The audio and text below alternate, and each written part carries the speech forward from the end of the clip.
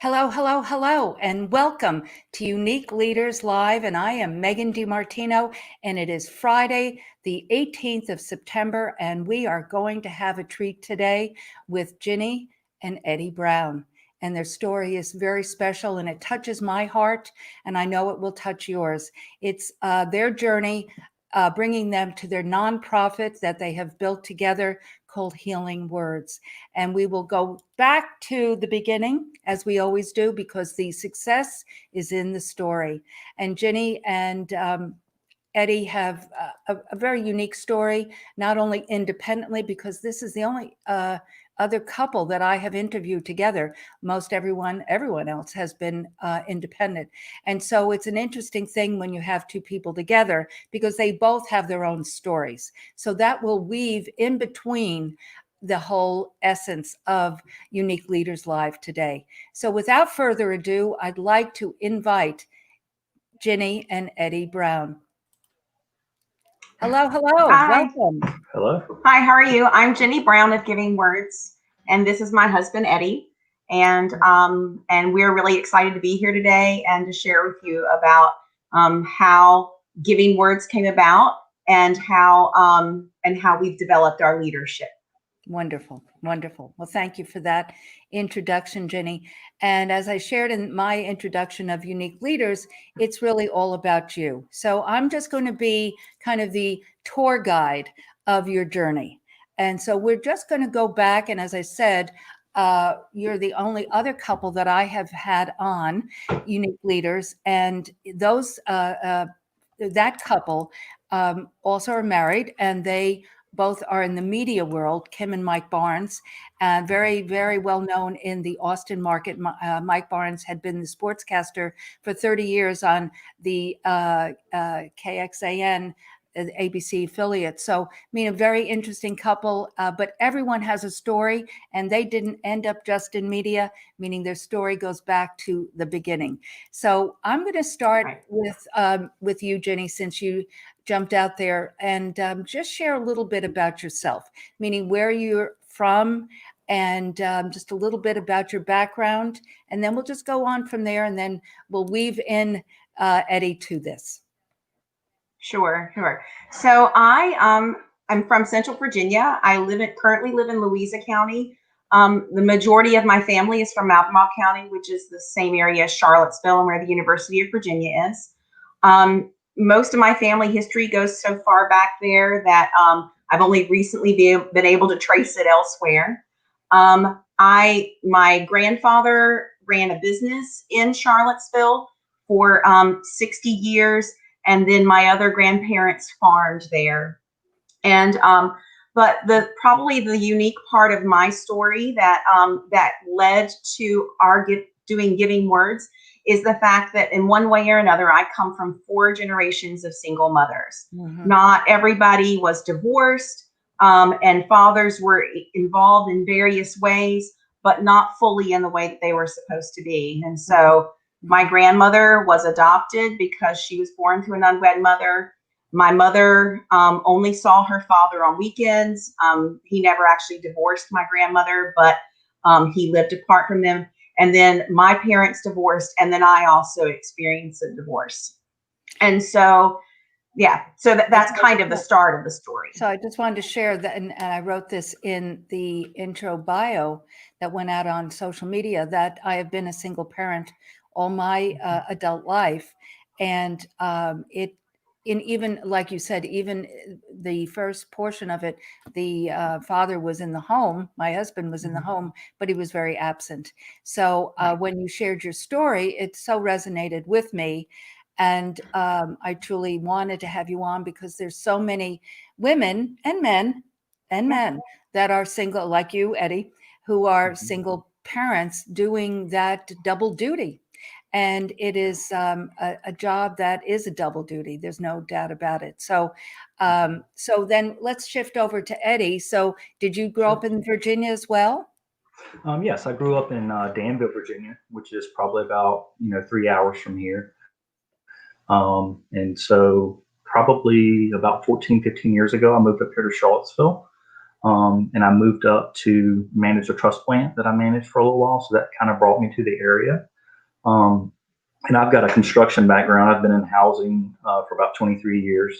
And part of my backstory, if you go back till I was around 18 years old, and I spent time at one of my friends' houses, and her mom took care of foster kids. And those babies were actually addicted to drugs.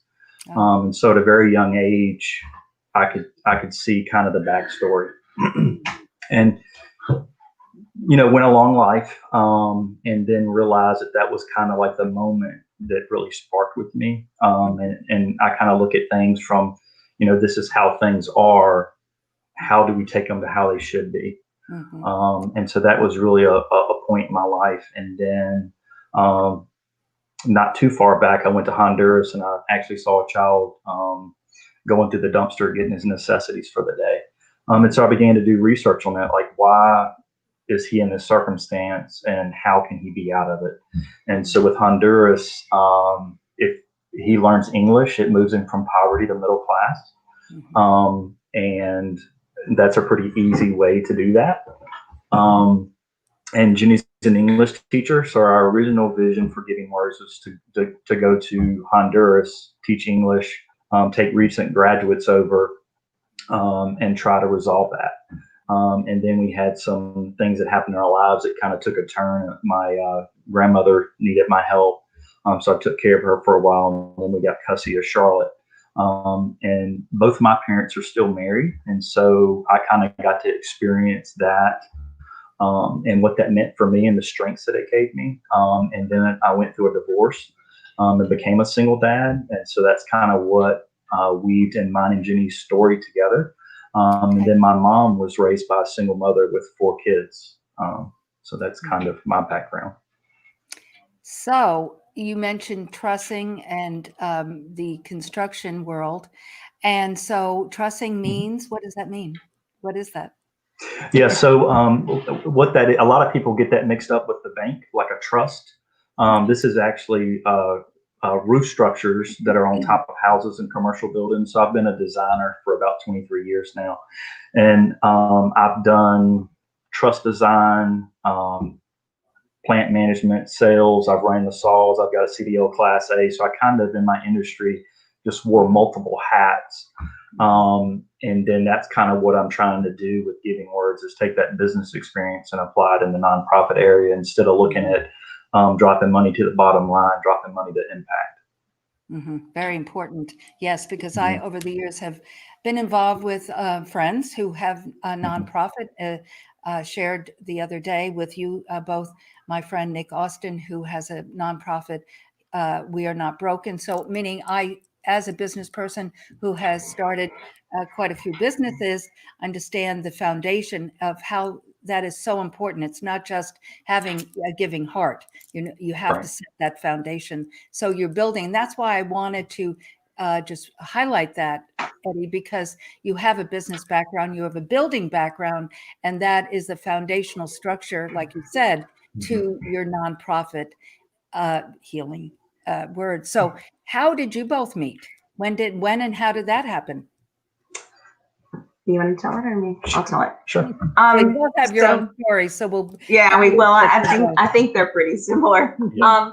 We actually met in church. We met in church about 12 years ago in January. At first, it was actually on my birthday, and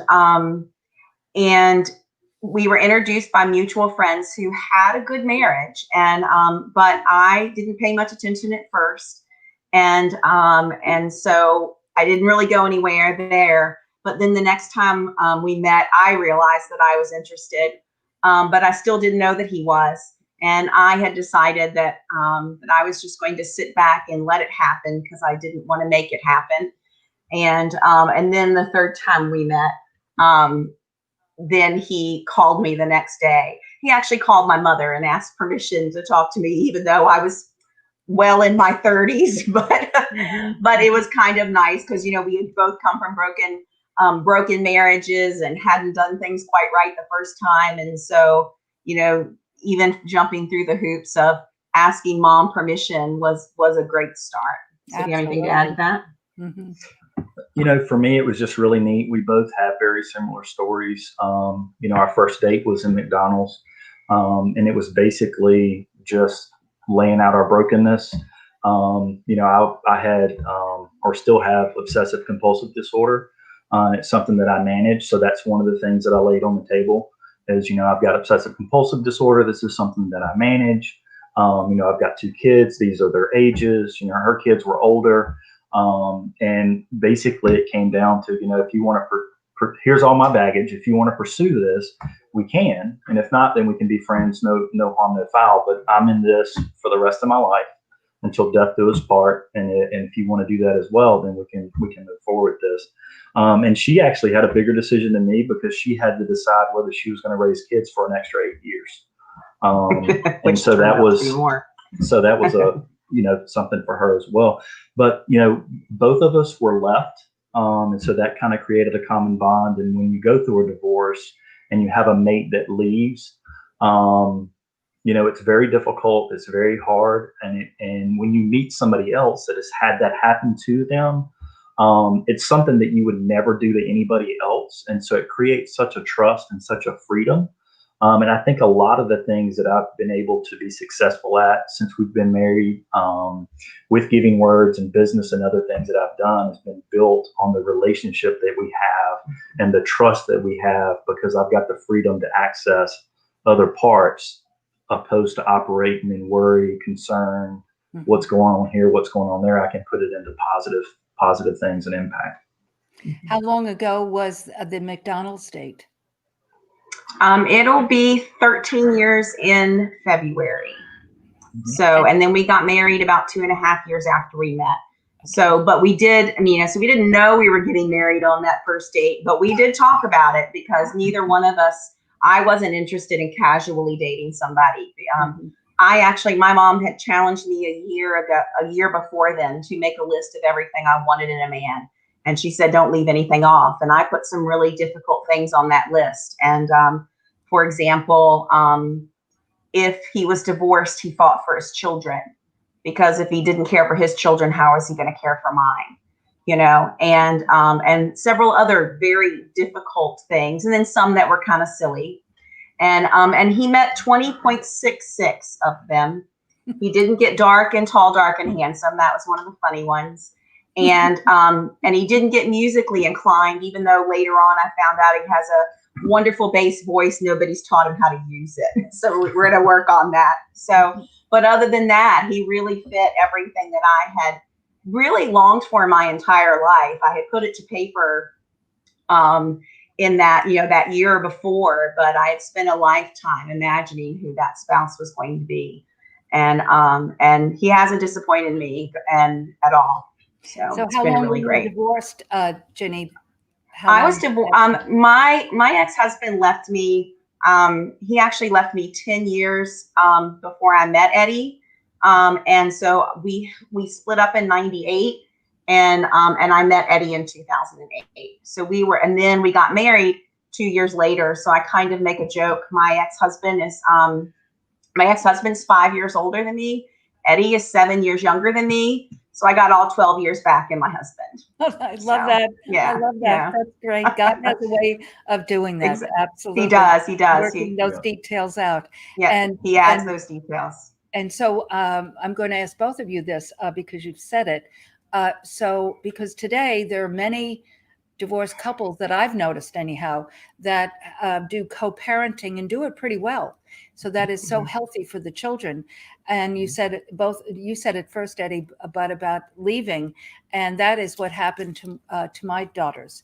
And I rarely speak about this. I would never speak it publicly because it's their privacy. But with that said, that is what happened, and that is a very negative thing for them. And so basically, you, Ginny, your ex-husband just left. You used the term left, but did he have any involvement with your children's lives? He did. He did. He was a good ex-husband. He was a better ex-husband than a husband. He didn't see the kids quite as often as they wanted to see them, but when they were children, he saw them pretty regularly. He paid child support. He and I worked very hard from the beginning. Thankfully, even when he left, Good. he told me that he wanted to get along, and he wanted to be able to do it as well as possible so that the children wouldn't be as wounded. And so we have maintained a cooperative relationship. It sadly hasn't been everything my girls want, but that's pretty understandable because kids want their parents. Absolutely. Yes. And what about you, Eddie?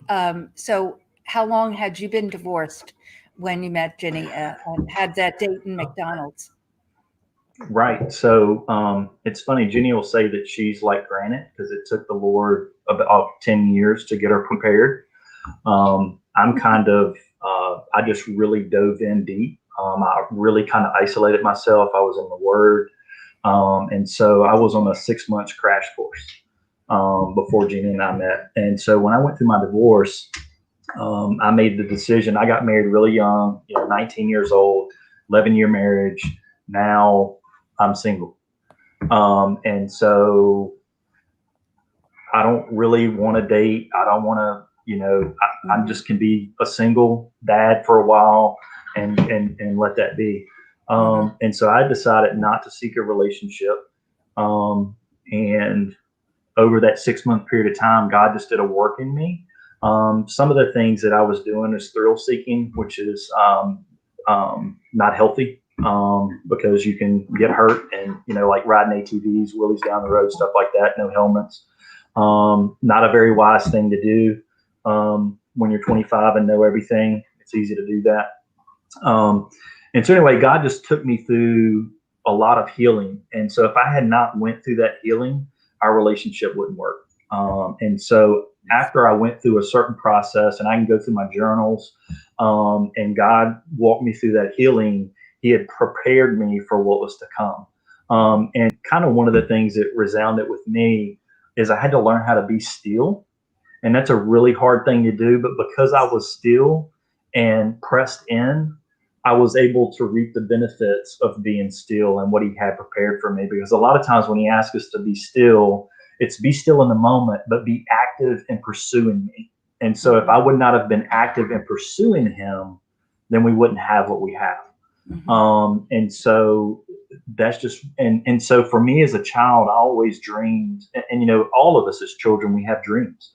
And I don't know any single mother that hasn't dreamed that she would meet Prince Charming and be married for the rest of her life. I've never met a guy that didn't wish that he married the princess and married for the rest of her life. It's not something that we would choose intentionally. And it happens. Divorce happens, and it's difficult. And so God walked me through that process, and I actively pursued Him. And the thing that I look at is broken homes and divorce that I went through. There was restoration on the other side, and it was. And so I read Job a lot, and so and I stayed grounded in that, and I watched the Lord give me back twofold. Like I had 2 kids and now I have 4. My bonus daughters, and now I'm raising my granddaughter. I've got 5 kids, and I love children. At that experience at 18 years old, looking at those babies shaking, waiting for the medication that they were going through on a step down phase, it's like that shouldn't be that way. And so how do we move past that? And so if you take a single mom or a single dad and there's no hope, there's no light at the end of the tunnel, we naturally move to coping mechanisms. So we're looking at drugs and alcohol. Well, then we're looking at foster care, and it's just cascading events. And so how do we step in front of it? And that was marked in me at 18. It was marked in me again, looking at this child dig through this dumpster. And a child should never have to dig through a dumpster. So let me stop you for a sec. So basically, when you went to Honduras, because I'm trying to thread here, for our guests, meaning because many people have gone through divorce, and so many people have these experiences, or even not married and didn't, get married but had children. So that we all know so many people, and there's so many people on this watching. So, so basically, when you went to Honduras, were you alone or were you together? We were together. We were together. We had actually just as a matter of fact, that was shortly after our first date. That one of the ways that he found out about who I was is that our church was taking a missions trip to Honduras, and my mother and I were leading the trip. That I had actually been several times and even have been afterwards. And so he was coming to our planning meetings and planning on going on the trip with us. And so I knew, of course, what we were going to see because I had already been there. And so that was especially a profound moment for him. But what had already started in my heart was this desire to help the children in Honduras to get out of poverty. Mm-hmm. And that's where the name comes from. It's giving words, and it sounds a little strange, but it's because we can give words of English in a foreign country, and then they can get to middle class when they speak English. But when we got locked down here, raising children, and we wanted to start a nonprofit, we still felt that name was prophetic, because we know that the women that we serve, of course, we need to help them and meet their needs. But ultimately, they need the words of encouragement, and ultimately they need the words that come from God's mouth, who tells them who they are. And so we chose to stick with that name, even though the name often has to be explained. But but I agree with the fact that words have to be, or that meaning has to be explained. But once you said, Eddie, you said about the Honduran structure, if they speak English, it obviously made sense. But yet I already had said to myself, knowing you a little bit, you, Eddie, and then of course meeting you, Ginny, on the phone, is that you have such a strong faith in the Lord, and you understand how powerful words are. Right. And so, I mean, I didn't know, but I knew, right. What the essence was. But before we go on, I just want to bring highlight to something that you said, Ginny, because I know that so many folks, and men included, very powerful what she did is her mom said, write down what you want, write down. Because I say this all the time in Motivation Monday, as well as not as much with the unique leaders, because it is about you. But she said, write it down. Well, what did God say to Moses? Write it down, right? Right. I mean, Napoleon Hill, I was just listening to him today driving. And again, it's his 6 points are, determine what you want and write it down and speak it out loud, AM and PM.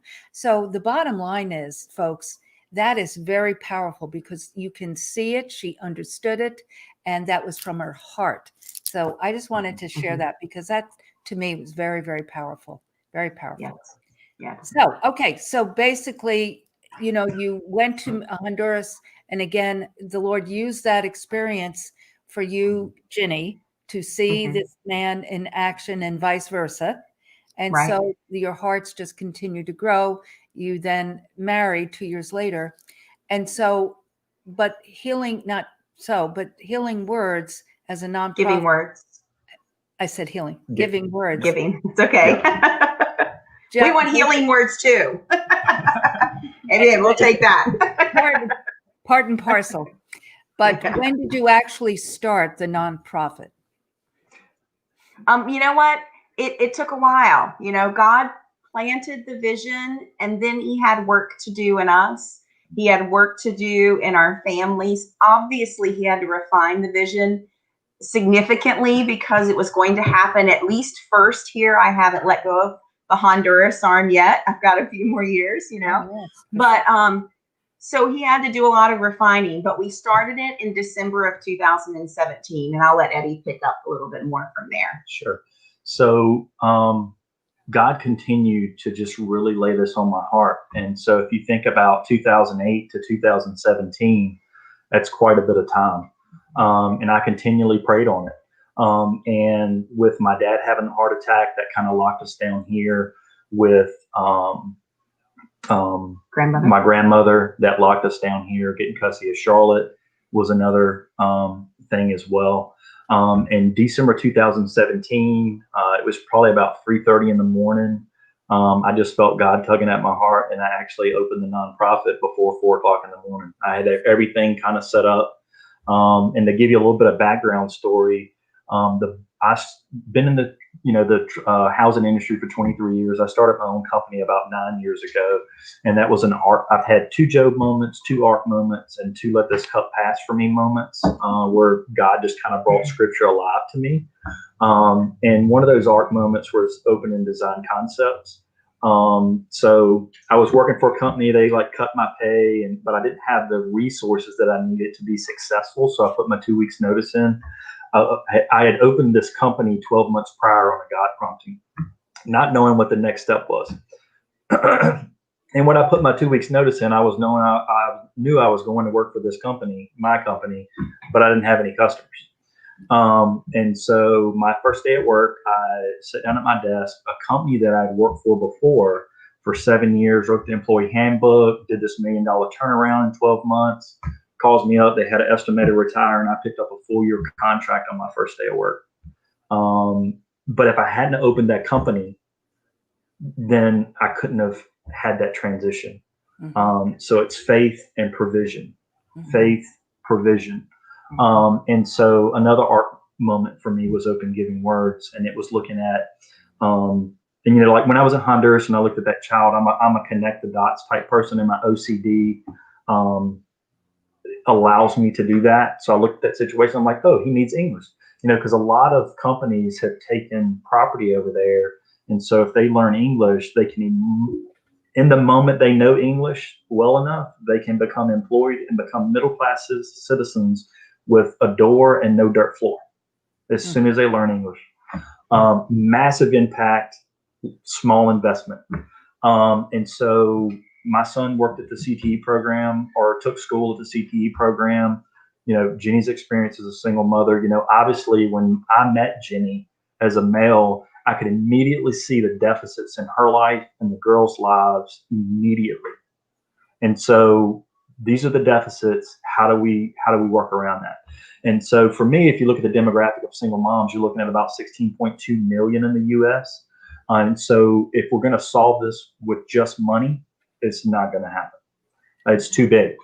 If I gave everybody $1, we'd need 16.2 million bucks, and that ain't going to do anything. And so what I did is I started looking at solutions. And so when we partnered with the CTE program, to give you an example, I gave away 4 cars on Giving Tuesday, and using the students and doing that process, we gave away $11,000 of cars. What Sure. is the CTE program? Oh, it's a career and technical education at the high school. The local high school. Local high school. So they've got hairdressing, they've got construction, they've got auto care, stuff like that. And so I gave away 4 cars on Giving Tuesday. It was $11,000 value, and I had $700 in all 4 cars. They were community donated, and when those cars were given away, they had full inspection stickers and no repairs needed. To give you an example, one of the cars we gave away, we actually had the mom have her hair done and her nails done before she got the car.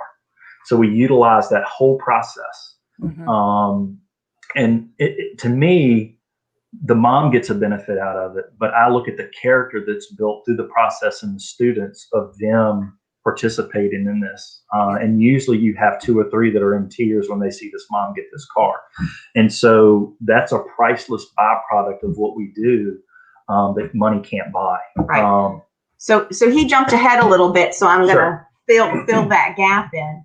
So what ended up happening with all of the family changes in our lives is we knew that we were called to ministry. Yeah. And I've been teaching school for 25 years. I love teaching. I teach English. And so English allows me to get kids to explore their stories. And by exploring their stories, they get to learn about themselves.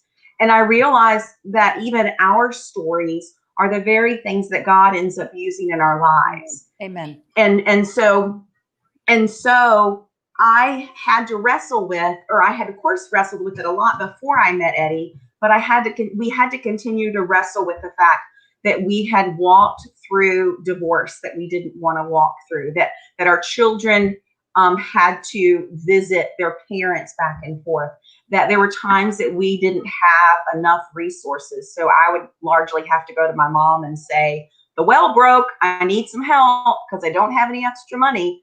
And but then on the other hand, we also recognized that we had so many resources. He did have two parents. I did have a mom who would help me. And we've met so many people that are in worse shape than us, who have fewer resources. And just both growing up in Christian homes and taking literally too much is given, much is required. I realized that the skills that we had together could significantly impact the lives of single moms. And so we started giving words, not knowing exactly even what need God was going to have us start meeting, but the need that rose to the top really quickly was car repair and car gifting. And so Eddie, who has been in business for so long and is an incredible networker, went and made connections with the school where I work, made connection with auto shops locally, made connections with an upholstery shop in Charlottesville, and connected all of these people to help single moms. But of course, as we told you, our goal, is to help in all of the areas of single moms. But cars is really where we started, and we're just now getting to expand into other areas. So that kind of fills in the gap of his story. And I was going, we had discussed his engineering and building.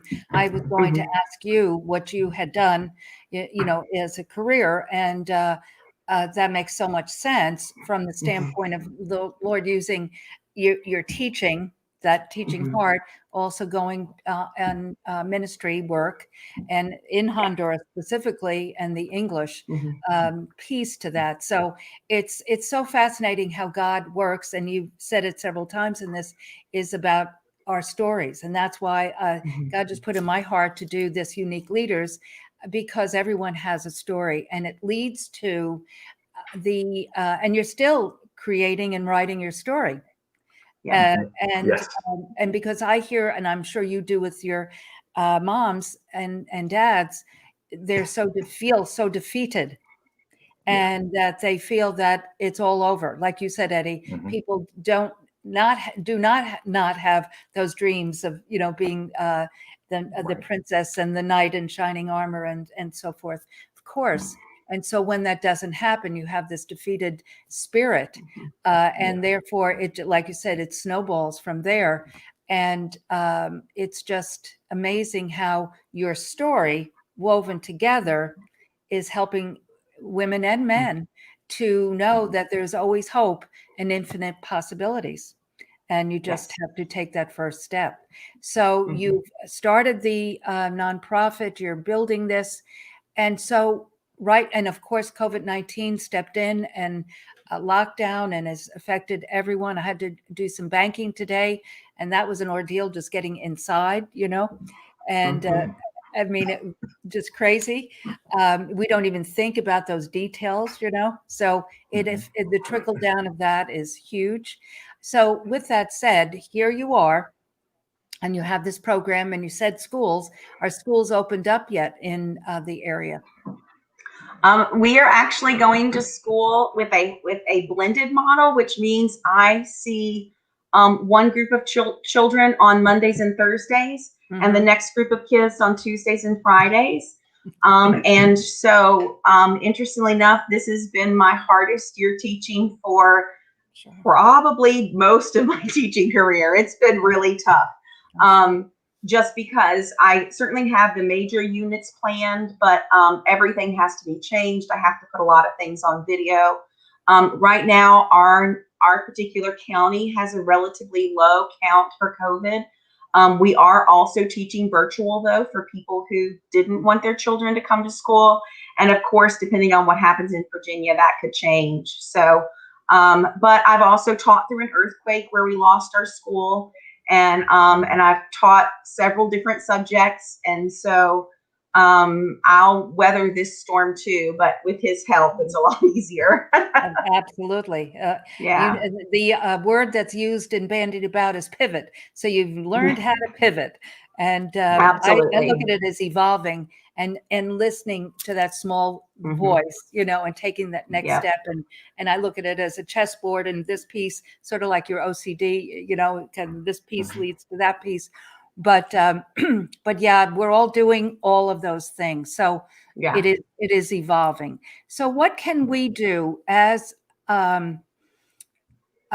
because I would like to help you and assist you and network with you. How can we help you?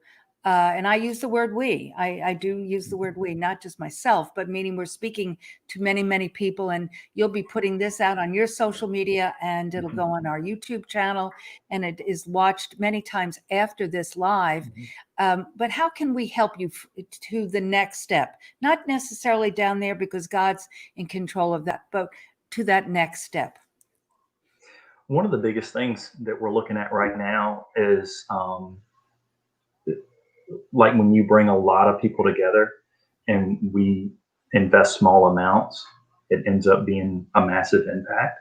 And so if you thought about, 100 people giving $10 a month, if you multiply that out, it's a much bigger number. And so we've been very blessed to get grants. And so having design concepts was 98% of the funding for Giving Words for the first year.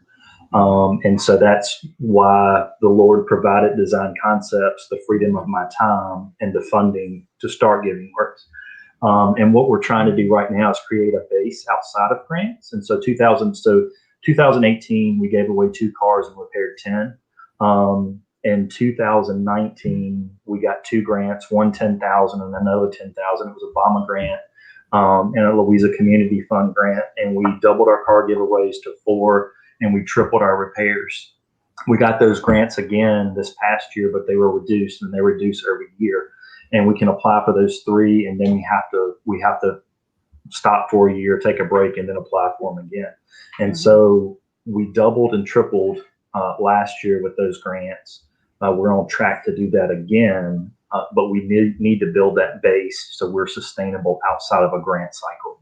So we can go, okay, we've got this $10,000 grant. We're now going to work on the tiny house community and start investing in that. And grants end up being an addition to what we already have. So we have this base running.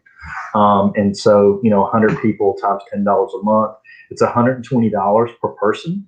But if you multiply that out, you're looking at $12,000. And so 100 people would take away a whole grant. And for instance, I gave away a Honda Odyssey, a 2005 Honda Odyssey. I had $162 in it. It went to a grandmother that's raising 5 kids, 5 of her grandkids. And the car that she had, she was having to put water in it to drive 5 miles. And so for $162, her life changed. And so if you think about it, one person giving $10 a month over a 12-month period, they paid over 3/4 of that van that provided for 5 children, 2 of them twins. Wow. How old are they? The twins are 3. Twins are 3. Yeah. But there's so much more that this really is a ministry where you can give of your time, you can give of your talents, or you can choose to give money. Because, for example, people give us cars, and that's how we're able to then give a car away, because we take their car and we get it repaired, and then we turn it around and we give it to a mother. We have in just the 2 counties that we're here, we have about 60 different partners, and those partners do everything from give us gift cards for special events to fixing, giving us reduced rates on auto parts, and even just our local government officials who are willing to listen to us about the changes that need to be made to possibly have that tiny house community that we're looking at.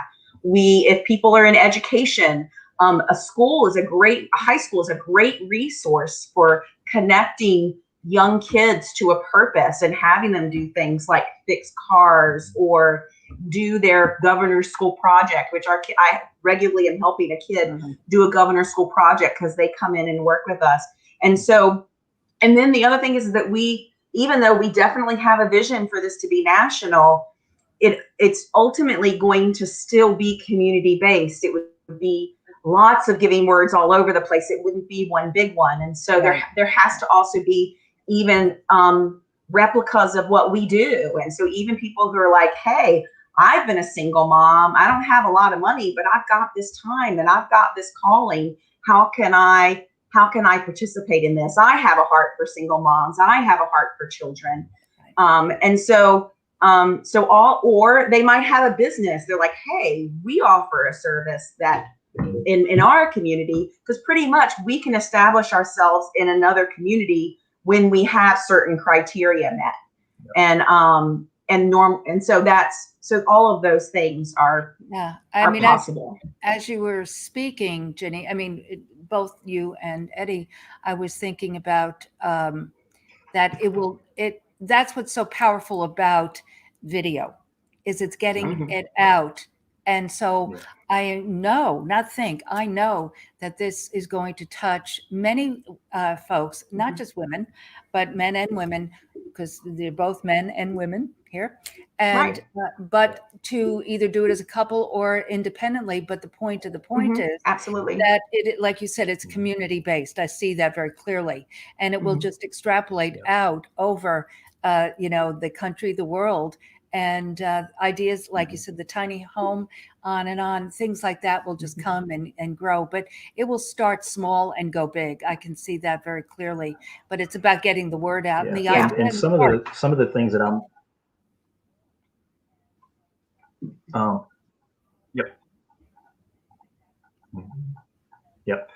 Well, one of the things that I've been looking at as well is we actually had a mother from Texas donate $20 and send it. She called it seed money. And it was just really neat to get that all the way from Texas. And kind of what I'm working on is the systems and processes where we can replicate it and you can kind of plug people in and everything is set up. And so that's kind of where we're at now, is trying to grow our processes and our strengths so then we can mirror. I actually partnered with a company out of New York last week that will take care of getting us compliant in all 50 states. And that's, set up with the business license, set up with the nonprofit where people can donate to us. And so I can go active in 50 states now. And then the other process that I'm working on is I'm actually in the process of building out the software for the third time to be able to set up multiple locations for Giving Works. So we're kind of working in the background with that stuff. And then another component, if I'm handing out car keys, why can't I hand out house keys and have career and technical education programs building the tiny houses? And so we met with the county here locally 4 times. They're interested in possibly sending building inspectors over to the school to work through the process of getting these things set up and creating a whole new process for this. So I took a Dave Ramsey spreadsheet, broke down the numbers. If you look at survival budget in Louise is $43,000. I can email it to anybody that wants it, but that gives you $693 for rent. If you're looking at a mom in our demographic, she makes about $23,000, so that gives her $293. And so if you look at a tiny house, say a standard model, $75,000, I can build one through a career and technical education for about $40,000. So what's the payment on a $40,000? It's under $300. So now we're taking the car issue, we're taking the housing issue. Now we've got a budget that works. And now we're looking at a transitional community where a mom can move in, basically rent to own. That rent gradually goes up. It goes into an escrow account. And when she leaves the property, she leaves with money for a down payment on her first time home buyers. Wow. And so we're walking her through a process to success. And right now there's nothing quite like that.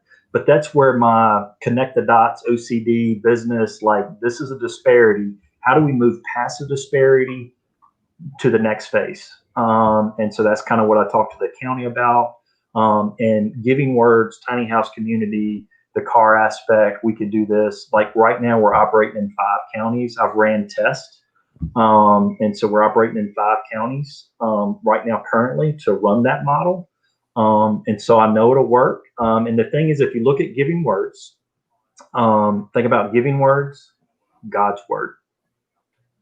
Amen. And then if you look at the hand and the symbol, I think about the mother's hand and the child's hand, but then I think about the father's hand Mm-hmm. into mom's hand, Mm-hmm. God our Father.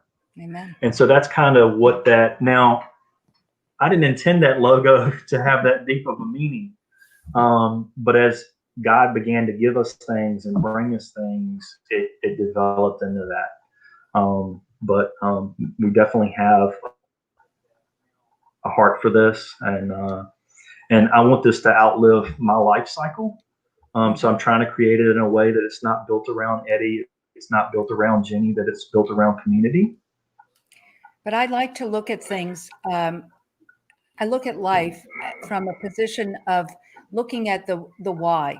And you go back and you look at, like you said, Eddie, had you not been in that job that you were not happy in, but yet you also listened to the Lord to say, prepare for your own company. Had you not done that, you would have been, down out in Beverly Hills, but you were able to swing right into that. But your career path, and I'm going to take away from the OCD for a minute and give you credit here, Sure. is meaning that you're a very bright man, a businessman, you know what you're doing, and you're setting the foundation.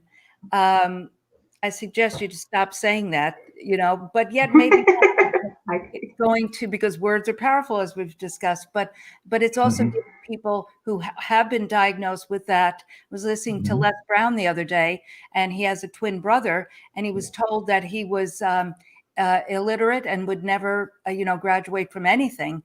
And one teacher said, "Young man, don't ever say that again," meaning he was ascribing to that diagnosis, so to speak. And so, and here's Les Brown, one of the most famous, well-known public speakers. So, it's about listening to that inner voice, that Holy Spirit voice, and you did that. And look at you, Ginny, with your teaching, and wow. And the OCD for me, when you go through that, the OCD, it was like, whoa, oh, woe is me. And then it was like, well, I could be dying. So you kind of go through these phases, and it's really become a part, more of a part of me, and kind of a positive thing, because of the way I see the world a little different. And then I bring it out and mention it because I know that when I was fighting that battle, I felt like I was fighting it alone, and I had nobody to relate to. And so I mentioned it as part of my story because it's kind of weaved in there. And definitely a lot of healing. Yes. Yeah, but I also agree. I also often tell him, I was like, that's not your OCD, that's your gift. And so yes, you were agreeing with me. Yeah, that's a gift God gave you. If you didn't have OCD, you'd still have that, so you can let that go. And then it's funny, I've also told him, my gift is teaching. That's what I love to do. And so it's really been kind of funny, because we started a nonprofit to help single mothers, but right now he does more of the work. And because I told him I'm not quitting to be an administrative assistant, I'm going to still be a teacher. Yes. I just want to have the opportunity to teach all of them, to teach the mothers whatever they need to be taught, but also to teach their children that God has kind of given me. And it's a good thing that he did, kind of an unquenchable thirst for ministering and teaching children. And so I started raising kids at age 20, and we will probably have Charlotte until she is 18, and that means I'll be 67 when I'm done. And I still want to be with kids more. Exactly. So we're really hoping to have, so we're really hoping to have a component too of Giving Words where we have an opportunity to support the moms, through parenting and through childcare, and just through loving their kids, because you need a group of people to really raise your kids well. It's too hard to do, even with two people. Like, we're often exhausted with 1 4-year-old in the house, Yes. And so, but you had also mentioned something you had talked about pivot, and you had talked about COVID. And Eddie was really great about that. I had to pivot to school. I all of a sudden had to teach virtual, and he developed our entire software program. So that COVID time, we didn't hear from moms so much because they were all at home. So Eddie just laid groundwork for 6 months. And so now we can handle the growth that we would not have been able to handle before COVID because we have a software program to do it. Yes. I think that so many of us have similar stories, meaning that we utilized the Lord quieted the world down, and we utilized that time constructively. Elizabeth Hauser is sitting next to me. We did a lot of work preparing for things that I, quite frankly, had no idea was going to happen. So, but I knew in my spirit that I needed to prepare. So I end the show. And thank you, guys. It's been such a wonderful show. So really wonderful to meet both of you and continue on the conversation that we started the other evening. And I know that people will resonate with the story because everyone know, even if you have not had the experience, and as you're speaking, I'm reliving some things which I have really pushed way far away. But even if you have not had the experience of the car, the house, trust me. And that's why people say, oh, Megan, no. People don't understand what people go through. And so with that said, though, there is a book that I so very much really love because it has a story of hope. And it's called 3 Feet from Gold, written by Sharon Lechter and Greg Reed. And Sharon Lechter is, if you don't know, is part of the Napoleon Hill Foundation. So is Greg. And she has annotated Outwitting the Devil, and she rewrote Think and Grow Rich, but for women. And so it's really wonderful work, and she's an amazing gal. She was the co-author of Rich Dad, Poor Dad. So when she and Greg wrote this, and it is a story versus, a how-to, so to speak, but woven in this story, 3 Feet from Gold, is a gentleman from the East Coast coming to the West for the gold rush. And he bought a mine or something that was told that there was gold, and he started chipping away at it. And he was in some little town and he had his own dream and goal. And he started chipping away and got 3 feet from gold and gave up. And he ended up selling his vein to a local guy that was watching him. And so he just, I'm out of here. And so he sold this to this man, and 3 feet from gold, look at 3 feet, and he hit the vein.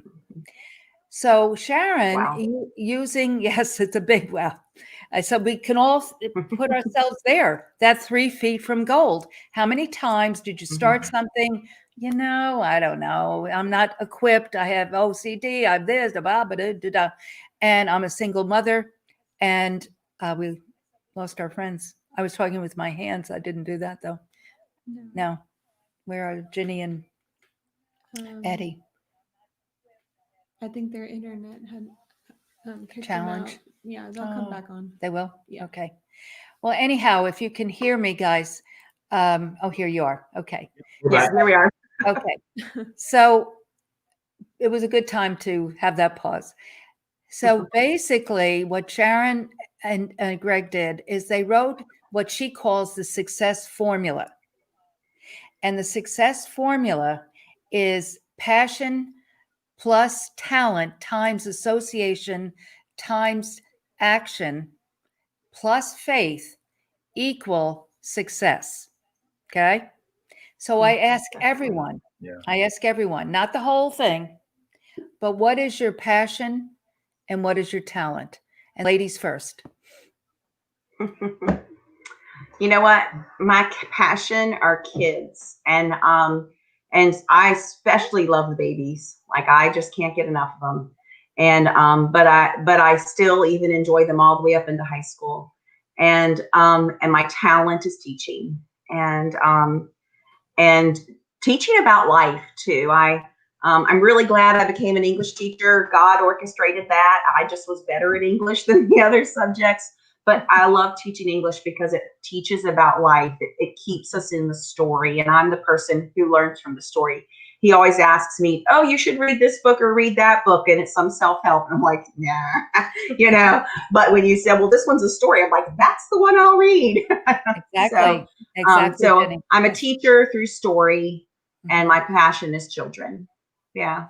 How about you, hon? So my passion is family and restoration, and taking what is to what it should be, and then my talent is connecting the dots.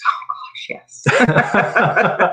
and doing it in a way to increase impact. Mhm. Like, how can I give away 4 cars to 4 mothers opposed to only giving 1 away? And so when you look at that 16.2 million number, it's big, but when you break it down to community partnerships, I've got a partnership with the headliner company that does all the headliners on our car, and they do them for free. If you really think about it, so you've got a mom, she's got a 2-year-old and a 4-year-old, they're riding around the car and they got thumbtacks in the ceiling. You can't do that. If they fall out, it's hazardous. So I need a headliner company. And so we have one of those. And so it's looking at those things that may not be noticed that need to be taken care of and taken care of. Wonderful. So we will have in the text of the show your information where people can reach you, and Great. and then we'll just trust in the Lord with all our heart, and He Yep. will connect the dots, right, Eddie? He will connect. Yes, he will. He of will. people around the United States, and but this was a very special show, and we'll circle back and visit again, and Great. do some other things as well. Thank you Okay. very, very much. Thank you. I wanted to thank you just really quick, just for having us on, because she works and I have the freedom of time. The face of giving words tends to be me because I'm available. So it's nice for you guys to see the bedrock.